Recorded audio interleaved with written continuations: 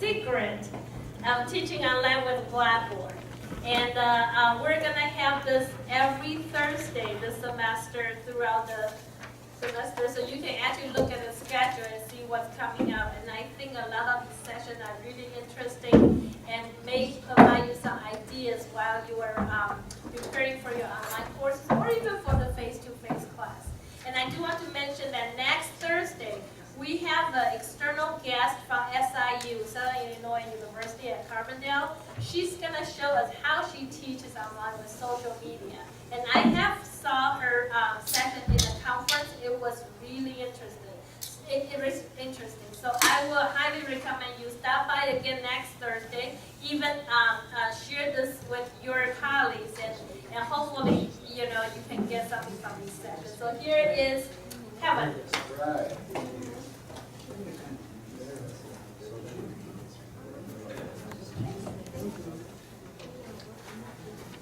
All right, excelente. Thanks for coming. Today I'm Kevin Valadares, and I teach in the College of Nursing and Health Professions. And there's a one-page handout going out that I just created. It's hot off the photocopy, I guarantee, just. And it's pretty simple. What I wanted to talk about today, you can see it on the handout, is this is how I teach on Blackboard. And so last week, some of our folks came to do a video of me, and it ended up being circulated throughout the planet yesterday. So, pretty impressive. I wanted to talk about three things, and I wanted to show you just a couple of my Blackboard sites as well. Knowing full well that there's lots of different ways to do this, and absolutely what you do in terms of your online teaching has to match your values, it has to match your style. But everything, almost everything that I've done, I've certainly learned over time, and stolen a lot of things from lots of people. So theft, I think, is an admirable thing in our profession, and you should really think about stealing anything, including anything you hear or see today. So on this handout, just on the front page, I'm going to talk about three things: simplicity, organization, and connection. Then I've got an email exchange that actually just occurred today that I'll talk about. This is with a student, and I want to talk about the relevance of this because it relates to the last thing. And if anyone has any questions at any time, just feel free to ask or spit your pepperoni at me. It's irrelevant. So I wanted to first show you a few things. I've been teaching different online classes for a variety of years. In our college, as some of you know, we have a lot of online courses in our undergraduate. Our Master's in Health Administration program, all the classes are online. They have required intensives, classroom meetings, but the classes are online. So I want to show you some bits of everything. The first thing I wanted to talk about was this idea of simplicity. And specifically with two things. Looking at your online class from the big picture perspective, in the same way that you would do with a face-to-face class. The idea of simplicity, at least for me, has become vitally important, that keeping everything simple. And that starts with the content I want to cover, the syllabus, all the assignments, because in an online world, that still translates into stuff. I believe very much that less is more. That you don't need to do lots and lots of different things in order to get across your message or to examine your content. And so I've sort of adopted that in the way I examine students and the content I present. But also in terms of how this is set up, because this is a Blackboard site. And this is, if you're teaching online at USI, this is what the students see. They see this. It is visual. And so if it is not simple and organized, which is my second point, they pick up on it. It's no different than any classroom environment. If there's stuff in the room or whatever, or if your presentation is disorganized, students pick it up, you pick it up as well. And so I think a key thing is here. So you can tell, if you look at this site, I've actually eliminated a lot of things. I want to show you what a typical Blackboard site does look like. I'll pull up my long list of stuff. But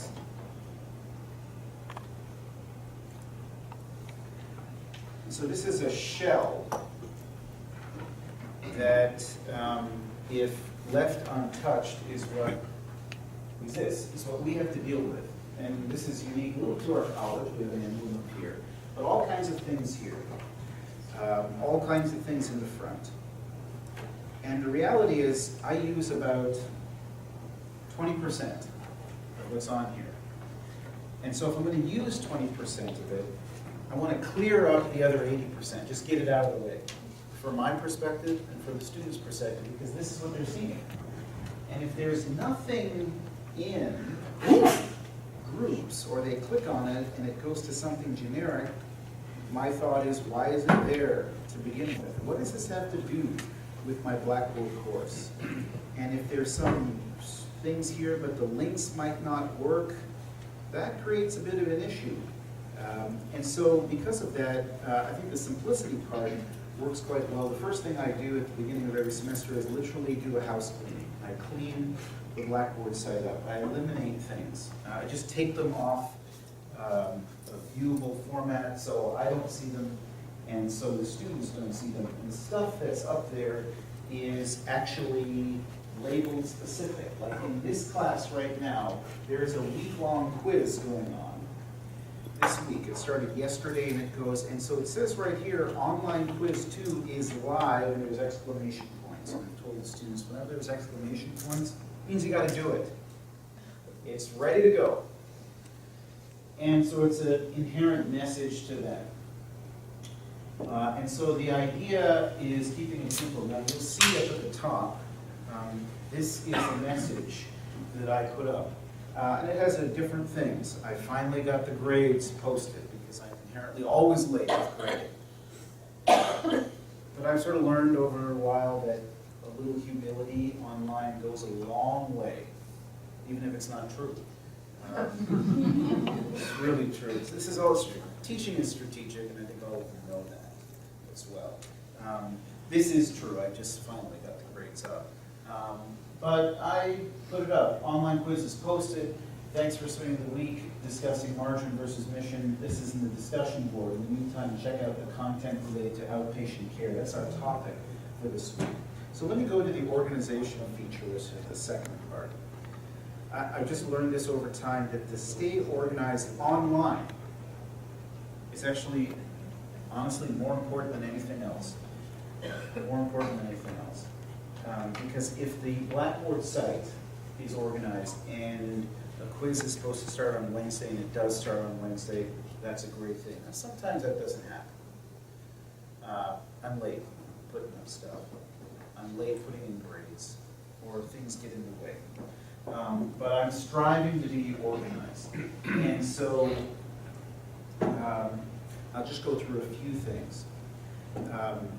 Under course organization, the information here is pretty clear. I decided a long time ago that it's just best to put all of my documents up in an Adobe Acrobat format because it's always available, it's always accessible. Students can print it out, and it never goes anywhere. And that's just a simple thing to do. And so the calendar, the syllabus, all the notes, everything is an Adobe Acrobat format. And this is just how I design my calendar. You don't have to design it, you can design it any way you want. But when they know things are due, because they're in bold, that also makes my job easier, because I will tell you, the more you can put out there at the front, and I'll share a couple of audio files as well, the less questions you get.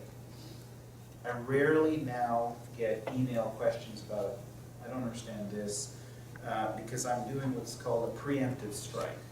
I've learned this from the Bush administration. Preemptively going out there and not just giving them the assignment online, but talking about it. And so I'll just give you an example, but let me go through it here. So the course documents is what I do for all of my courses. And every week, it's organized into what we've done, what the topics are, what things are due, those are in bold. And if you go into a week, you'll see the same thing every week. The readings, the lecture notes, the assigned readings, and then a recording. And every week, it looks the exact same. The readings, the lecture notes, the assigned readings, some other things over here. It's the same thing. And that just makes it easier to follow. And so I think the organization part, the consistency actually works for me. Now I've done this for a number of years, so after you do it, you just copy it over. Copy it over. I use a lot of the same readings as all of you do. Sometimes I'll use the same recordings because the content hasn't changed. Perfectly fine. And some of these are a little older. This one that we just produced from 1991, the New York Times. It's sort of a classic article that really spurred our discussion. But it's the same format, it looks the same. And I think that decreases any stress level. These students are in this class. This is the first online class they have ever taken. First one. And so a lot of them are nervous. Not just about the content or if they can handle it, but the fact is, what do I do? I mean, they certainly are used to technology, but not as it relates to a grade. And so the same thing, consistency, I think works. So what you'll see here, there's an online quiz going on. And it's not just an online quiz, there's instructions here, and actually what I will do is, if you turn the key off that you can see, the first online quiz was here. I think I deleted the recording, but this is what we can see as instructors. And it talks about the quiz. I had done a recording earlier, but for the first one that talked about how to use, what the quiz was about, how to use it. You can see now, as I've turned off what the students see, there's a lot more things on the left-hand side. Students can't see all those things because they're going to come up at certain points in the course. As an example, I already have some surveys, mid-semester surveys and final course surveys that I do. They're not ready to go, but at least the tab's there to remind me. They can't see that yet, but certainly it's there. What they can see is this, which is the same thing. So the online quiz is there. The discussion board, which is something that I value, especially with our graduate students. We just finished our second one, but I want to go back to here and talk about what I call discussion board etiquette, and I talked to them about this as well. I know that some of you use discussion board or are thinking about using it, depending on your content. But I did a recording to talk about this and provided a point value. I will tell you very openly that I'm pretty soft when it comes to grading. I really am. Which means I would rather the students do it than not. So I value discussion boards. I think they're important. I do it over the span of 7 days. And I put a rubric down. Quite honestly, I think it's important. And if the students participate, they get 25 points. I decided about 7 years ago, I'm not going to go through and count who said what to who, and did you say yes, and someone said, I agree. I'm not doing that. Because in reality, when we have discussions in the classroom like this, sometimes Ramadan might just say, I agree. And I'm okay with that. I really am. I'm not going to dock Ramadan for just saying I agree once in a discussion. I'm not going to do it in the classroom. So I'm not going to do it online. Now, the expectation is built there that they dig a bit deeper. And but sometimes I think if they're participating, if they're doing I agree, not all the time, it works okay. And so as an example, let's see this one. In this discussion, the students participate with each other, and they don't have to do it all the time, but because we did a library assignment at the beginning of the course, they're pretty fairly by now, they understand that one of the major journals in this field is called Health Affairs, and it has a lot of ripe content for this. So I say, look, if you're going to back up your case, you need to do it. Now, you can see that Jane posted to Justin earlier this week. And the reason that they're putting their names down is because back in the discussion board etiquette, I pretty much tell them, start each post with the individual's name that you're responding to and concluding with, even if you do group or anything, because I want this to be a little bit more scholarly. It's different than emailing and texting. We're having a conversation, so I'll say Ernie, Ron, and they'll say my name, or they'll say group, class. And, but I'm not going through each post if someone forgets that, but it becomes an expectation. So I want to go to a couple other things. Connection, actually. Actually, let me ask, does anyone have any questions? Listen. The video you said, please watch. Do you enable tracking so you can tell if they've watched? Do I what? Enable the tracking so you can tell? I have enabled tracking, but to be honest with you, I forgot to actually check the tracking. I think what I emphasize, and so I'm not trying to be light with that, but I just never ended up tracking it. And so let me show you what it, this is something that I just started using. And I started using it because my colleague in the economics department, Sudesh Majumdar, happened on this summer, told me about it, and it works really well. And so, folks, and welcome to MHA 621, where we again are talking about, well, actually we are, for the first time, the topic this week is hospitals. So this goes on for about 10 minutes. Some of them, honestly, they're no longer than 30 minutes in duration. It's a short one during the discussion board meeting because I want to focus on the discussion board. What it allows me to do here, it's a great free software, is I can write on this thing. Are lost. I can talk about different things, I can pause, and they can view it over and over again. And the other thing is I'm having a conversation. It's a one-way conversation, which is one way to connect with them. So the last part, connection, this is the primary way I connect with them. But it's not just for content. Before the discussion boards, before the assignments, I'll do a short little audio recording saying, okay, look, folks, here's what you need to look out for. They're hearing the inclination, the tone in my voice. And that makes a connection to them. Because I firmly believe that the number one issue with anybody teaching online is not connecting with the students. At least for me, that shows up in my course evaluations. That's the number one thing where that line graph always goes the other way, not as connected to the students. They don't feel that I'm connected to them. And so I'm purposely in this trying to connect with them. Voice for me is an easier way to do it than video, although it works in different ways. Right now, talks about And so balancing. then here I introduced the discussion board and what the expectations were of the discussion board. This was the question. And they can see it here, they get an idea. But this software, which I didn't even know was available, there's so many different types of software out there. I think that whatever you choose to use, you need to do something. Because otherwise you're not connecting with the students.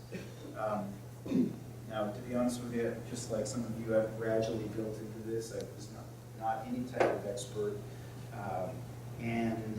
But it seems to work pretty well. But to go back to your question, Melissa, I don't see if they're viewing it, because I'm not sure what I would do with that information. I think there's a belief, at least I've adopted it almost at any level, that the information's there, I want to connect with you. It's up to you. I hope you want to connect with me. But I can't reach out, and just like I can't reach out and make them come to come to class. I can't physically find her and do it, so that's a good point. Yeah. If you are giving instructions on just the way the course is run and all that, you know, like your very beginning one, and somebody comes in and says, sends you an email or a discussion board and asks a question that you covered in that video, do you answer the question or do you say, go watch the video? At the beginning of the semester, I think it's, I will answer the email or, and the reason is this, I think it's,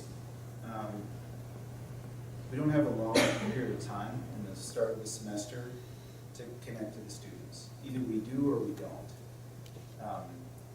And so I'd rather answer a question that might make an apprehensive student or a nervous student feel a bit more comfortable, especially if it's something simple.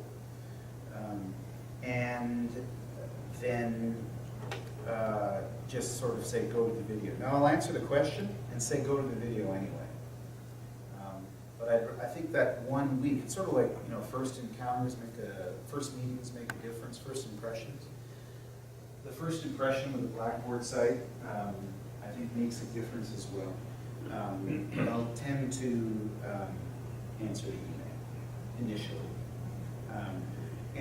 But certainly provide all the audio stuff ahead of time in a preemptive way. If we're one step ahead of the students, that's all we need. Actually, it's maybe like 1 hour ahead of the students in reality. Forget about days ahead. But I want to talk about connection in a couple other ways. I believe in doing this, and I think it works for me for a couple of reasons. I ask the students to create a picture homepage so I can see who they are, so I can so they can talk a little bit about themselves. If they don't want to put up a picture, they don't have to. They all do. And what it does also is when they email me and when they on the discussion board, I know who they are. Matching a name with a face is important. It also helps them in the online environment because they can see each other. It's that connection thing. So the picture is a good idea. I've had some students say, I'd rather not put up a picture. I said, great, put up a picture of your cat, no problem. And I got lots of cats up there. I really do. Lots of dogs and cats. But it's the idea that they talk a little bit about themselves. I'm not using that information for anything. I'm not memorizing the Does information. the student have, I'm sorry, Yeah, does the student have access to all the other, yes, they can see all the others. and there could be then a concern of, you know, we're talking about privacy and all that stuff. Yeah. Is that an issue, or do you tell them, don't put your phone number or blah, blah, blah? Yeah, I say, you feel what you put up what you feel is comfortable, but you make the choice. So some students do put up their phone numbers, other students don't. Students might not want to put a picture up, that's okay. They all talk a little bit about themselves. I say, you do what the purpose of it is not it's just for us to connect, and that's it. And mainly, I want to connect with you because I'm not seeing you every week, and I want to be able to connect with you, but I leave it up to them. Now, I think that's... But Kevin, sorry, Yeah. this is really a good point, because we are in the RRB, Institutional Review Board. Yeah. We stress this point, you know, privacy. And, you know, having a picture there and having everybody looking at it and knowing it, and who's, you know, already seen that picture, it may constitute some of privacy matter that some students may not. Obviously, they have the choice to participate or not, as you said, but Right, they have the choice, and I think the picture or anything else, it really is their choice. is there any consent that you ask them to agree to do that or not, you know? No, I haven't. I mean, there's no permission form or anything like that. But because I have had students who actually said, I'd rather honestly not put a picture up, never say, you know, absolutely. and you can share what you want.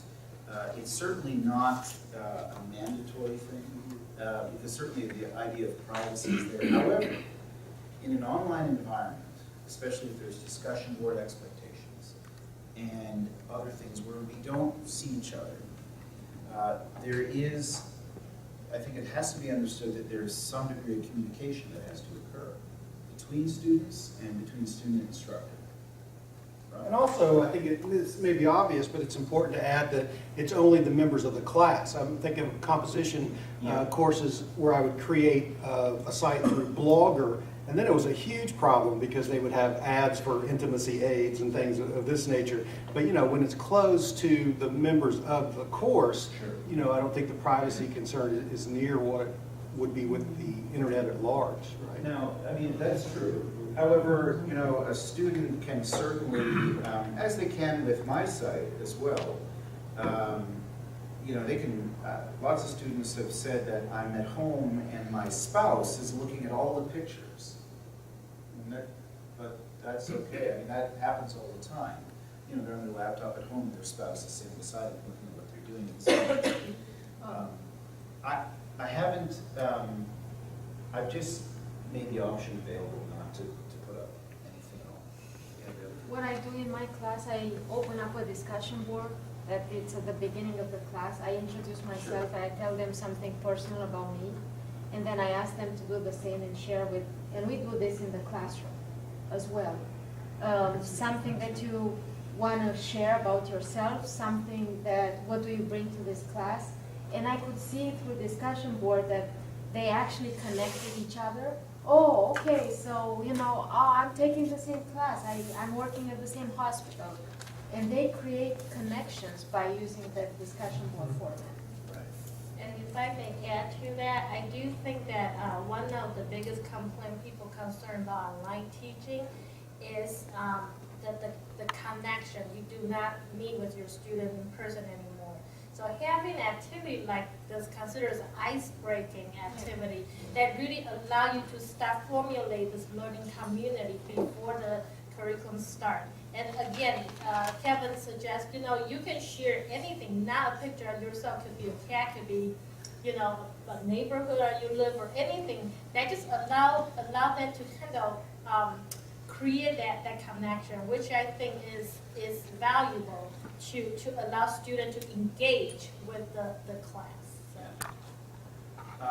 Whatever mechanism you choose to employ, I just always use this on Blackboard under class roster as a way of having students connect. It really was first and foremost so I could get to know who they were.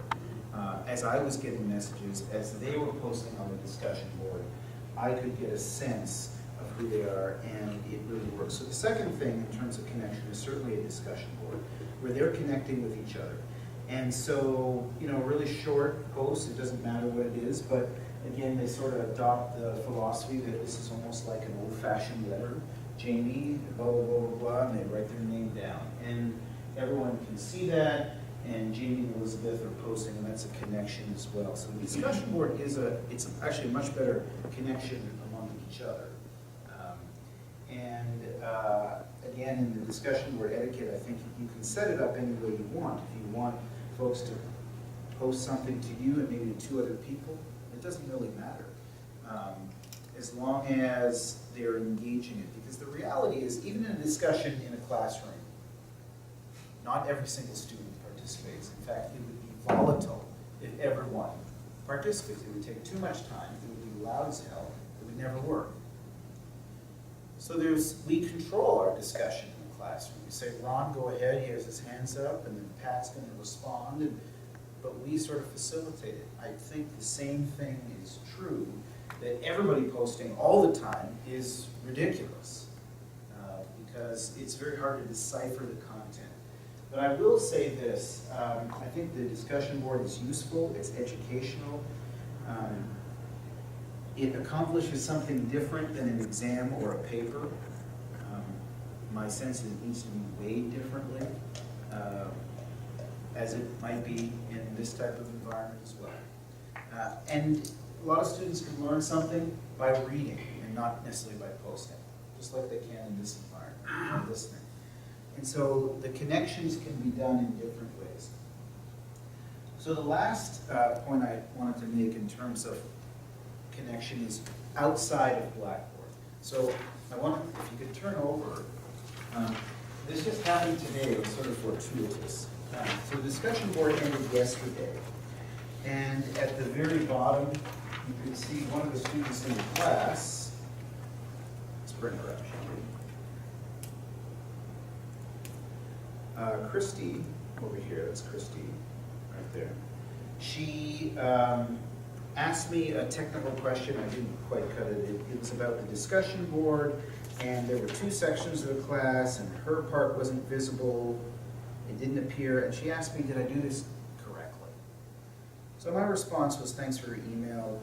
You know what I'm going to do is I'm going to make both sections visible so everybody sees it. But then, I learned this strategy, I stole this strategy, believe it or not, from a chemist, amazingly.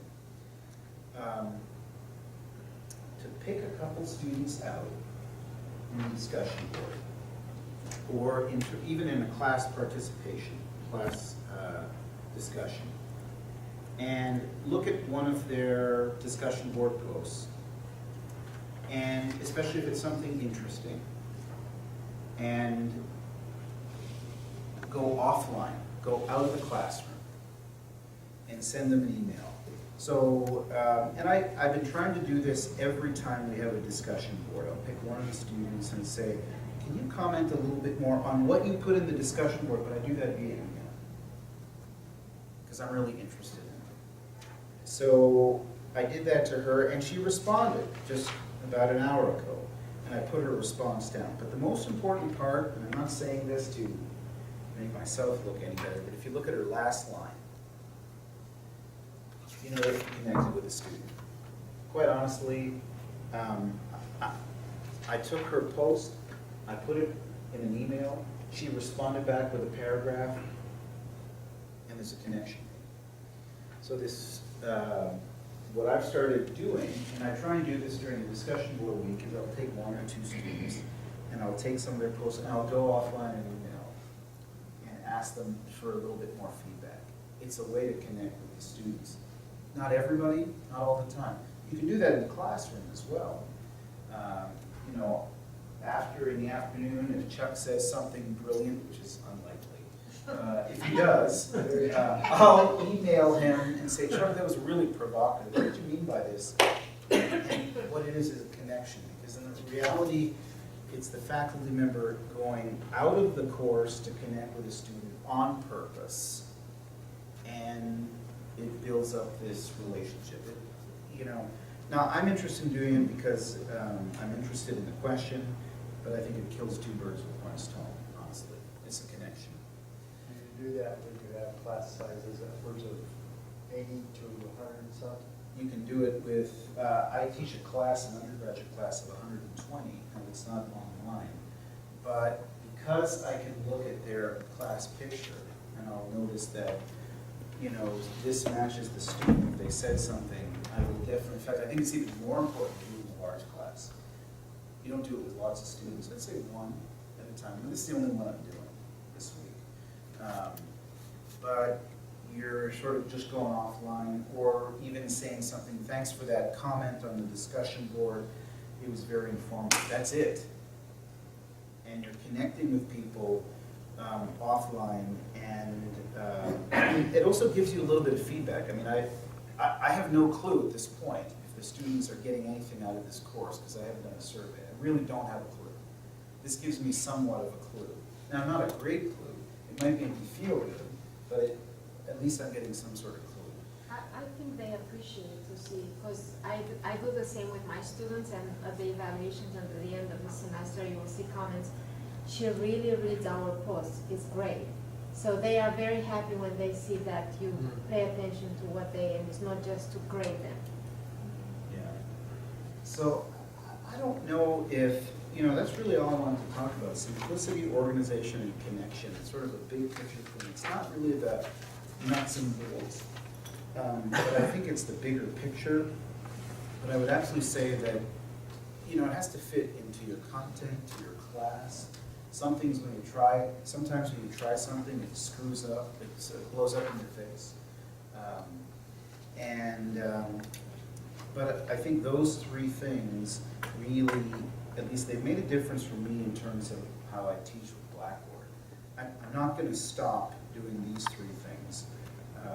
And I think it enhances, and as Gabriella said, you know, we all, right or wrong, pay attention to our end of semester evaluations, and we pay attention to the comments all the time. We read the comments all the time. And whenever we teach an online class, it's absolutely true that, as I said, one of the items that is highlighted the most is lack of connection with an instructor, despite all our efforts. And so I think from our perspective, because we control the format and content, emphasizing that in different ways makes a difference. Not with everybody, you're not going to touch every student, but I think it makes a difference certainly in terms of that as well. I have a Yeah, question. sure, Chuck. I have a question, it's two parts, and you may not, I mean, I did the second part, but the first part, your midterm survey, would you be willing to show us here? And second, how do you get them to respond to that when it's going to be their emails attached to it? I mean, how do you get that out as well? Yeah, I'll show you. So I have typically always done, I'll show you another course because it is easier to show you.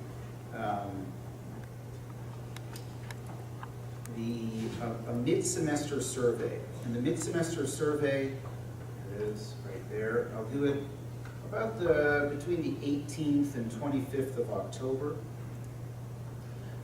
in all the classes. And so and this is actually for an undergraduate class, few short questions. It always pertains to the class. Are you learning anything in the course? Are the topics going to be valued to you? Do you feel that the Blackboard course is well organized? In this undergraduate class, we look at some films, and I talk about the films, and then I have an open-ended question. And so they respond on Blackboard. It's anonymous, and they have about a week to do it. Maybe you could add something that's anonymous in here. I tried it once, and that was the big thing. I couldn't convince them of. I tell them it's a good point. They do a number of surveys in the class. There's a survey at the beginning of the class. There's a survey for every beginning of life chapter, end of life chapter. By the time they do the mid-semester evaluation, they've done about 3 surveys. And they've already realized that if they've never taken a survey before, that there's no, they're comfortable with doing it. I don't know if that helps everybody, but I tell them online or in the classroom, I really want your impressions. I really want it. And so I give everybody, participation points for doing it, not for what they said. But the other thing that is important is I use that mid-semester survey quite a bit. So I will post, this is from last year, I post the results of the survey on the Blackboard site except for the comments. Except for the comments, don't post the comments, but I post it. And so this is last year's undergraduate ethics class. But I found this to be absolutely true. If you do some sort of assessment in the middle of your semester, you ask students for their impression and what they think of the course, every time your end of semester evaluation results are going to be higher, guaranteed. Because you've already touched base with them, you want their impression, you've given the impression, you want their opinion, you've given the impression that you want their opinion. So I think it's an invaluable thing to do, especially in an online class. So probably in the next 2 weeks or so, I'll do it for my classes, especially the online class. It also gives you an opportunity to react to something. If there's something that stood out in the evaluation, you can do a quick recording saying, okay, looks like the the majority of people thought that this didn't work well. And so you're actually enunciating that, you're saying in your recording, and you fire back at them, which lets them know that you actually read their evaluation. I would recommend it to everybody all the time. You just create your own on Blackboard. You don't need to tell anybody else. It's for your course. You get the results. You want to give them some participation points, that's always a little carrot. But then you go back. I've started just posting this, obviously just the objective stuff, not the comments. But some of the, I mean, you'll get comments if you ever that. Some of the comments might not be pleasant, but I'd rather have it in October than December, personally. And that's just a reality. So that's fine, but I think it's another way to connect with the students. And can you set it to only students, or does everyone in the course get it? So if you have multiple faculty in the course also, does every course participant get it? Every student in the course Every has student. access to it, unless you set it up with a password, different passwords for different, but I've never done that before, and I know you can. Just like you can have different passwords for different quizzes, but yeah, everyone's right gets it. Any other questions, or? I have a question related to the exams. How do you manage your exams online and especially on Blackboard? Do you have any technical difficulties with some issues? Yeah, good question. So it depends. Certainly in the one course that I was showing you, let me go back here. The exams.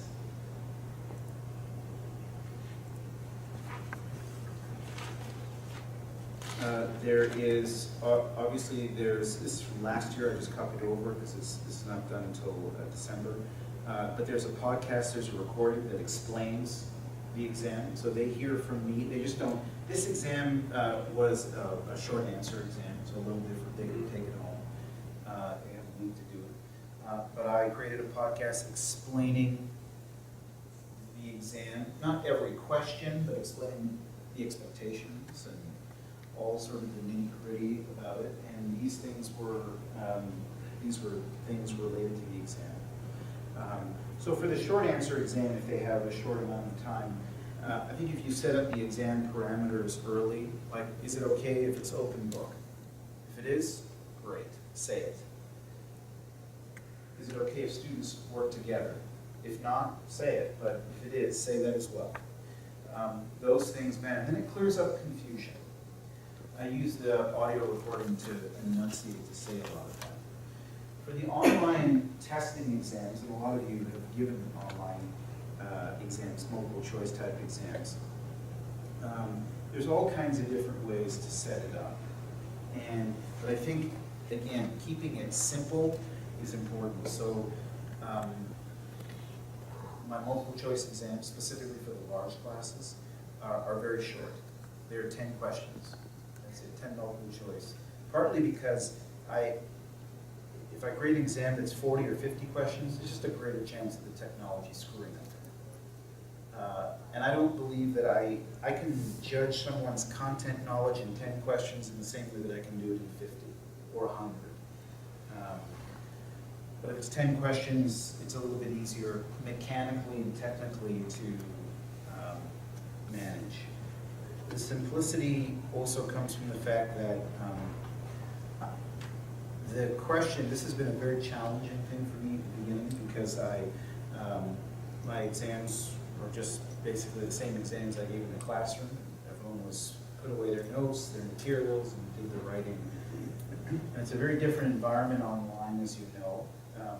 I've taken an online exam. In fact, I took the online, it was a quiz that, I don't know if it was just our college that had to do it recently.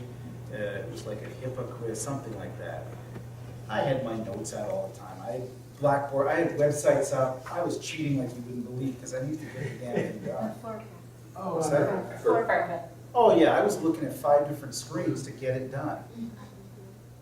And I would probably say I learned a few things, but I didn't have my notes closed. And it just wasn't realistic for me.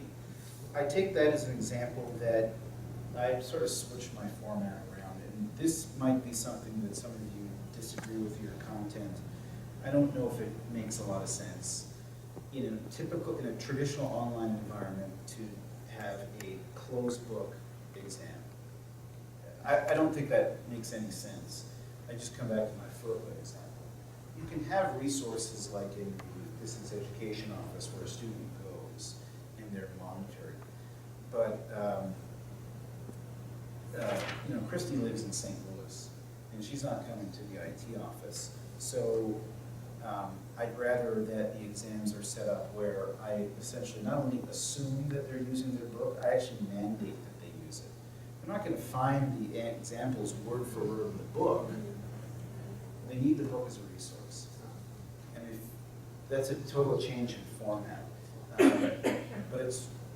So I've had to change my exam philosophy, my exam questions. But then I say, look, you're actually not going to succeed without your materials. So you better have it in front of you.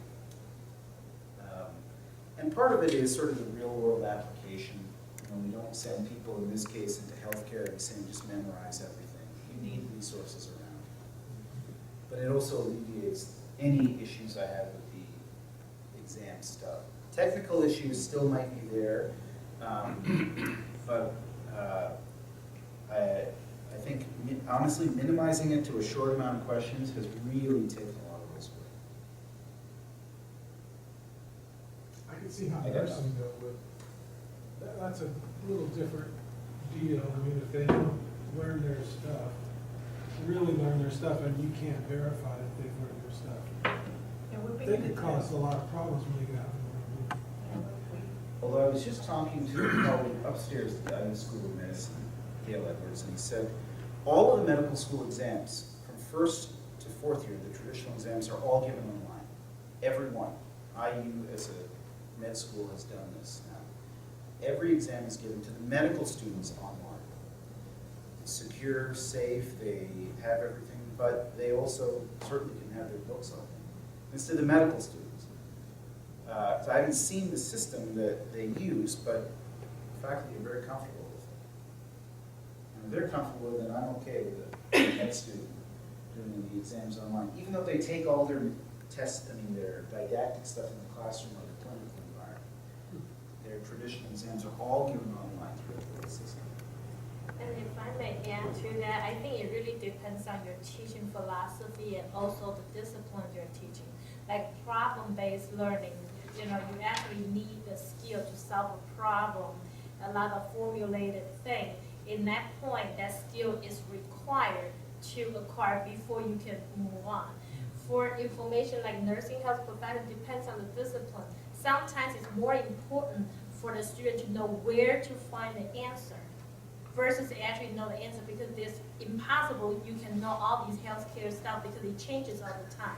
As long as we form that a habit, knowing where to find the answer, and then knowing how to apply what they find into a practice, and I think that the skill will be valuable. So really, I think there's no right or wrong answer. It depends on what you believe and what students need for this class. At the same time, I do believe that there's a lot of new philosophy, like what Kevin has introduced, that exam, what's the purpose of giving an exam? It's actually giving them the opportunity to do a reality check about their learning at the midpoint, or really is a way to evaluate whether they acquire that skill or not. And that also depends on the course and the discipline.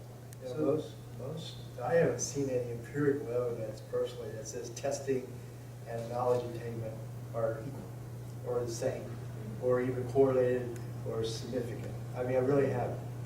You have people that have narrative comments about it, but I have not seen it. Yeah. So I'm not sure, because I hate, I'll go online and say, I hate tests. They cause problems for me as the instructor, and they cause headaches for the students.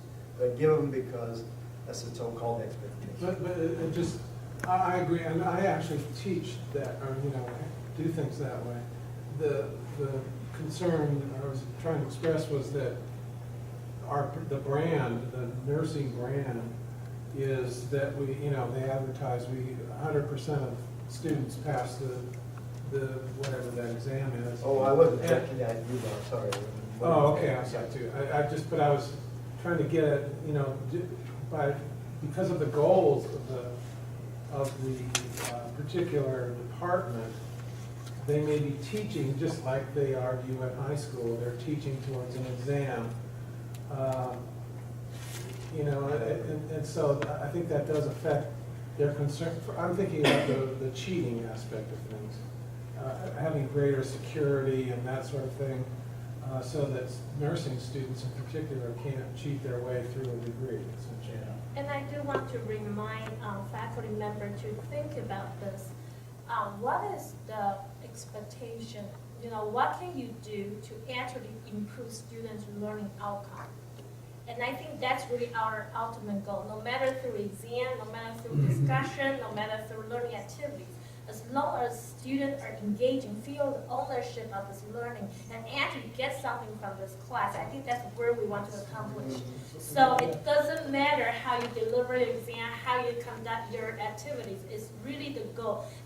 You know, at the end of the day, you ask yourself, am I actually fulfill that, or I try my best to really engage students, at least let them feel some sort of connection. A lot of things that Kevin shared today is really trying to create that learning environment, make them feel they're part of the member, they're the member of this environment, which is important to have, especially for online, and obviously it's important for face-to-face as well. So I think just, you know, sort of close it up, I mean, I just wanted to talk about, it's not perfect, and but it does work, it has worked for me, and it's an involved process. And it was very challenging initially. It gets easier. Just like anything, it gets easier, especially if you're doing the same thing over and over again, you sort of tweak it. So feel free to steal anything, because I will reciprocate and steal something yours sometime in the future. I will. I really have. I really will. So, but thanks for coming. If anyone's got any questions, just shoot me an email. It's in the top corner about anything. I'll be happy to make it up if I don't know the answer. Let's give a round of applause to Kevin. It was definitely a valuable session where personally I learned a lot also from it. And I just want to remind you again, next Thursday we have this is how I teach with social media, and I hope that we'll see you again. And before you leave, if you can drop us the feedback form, that will be extremely valuable for our department and also for the presenter, you know, to provide more aligned events to support your online teaching needs. Thank you. Yeah. Thanks, Kevin. I'm gonna drop it. Oh, sorry.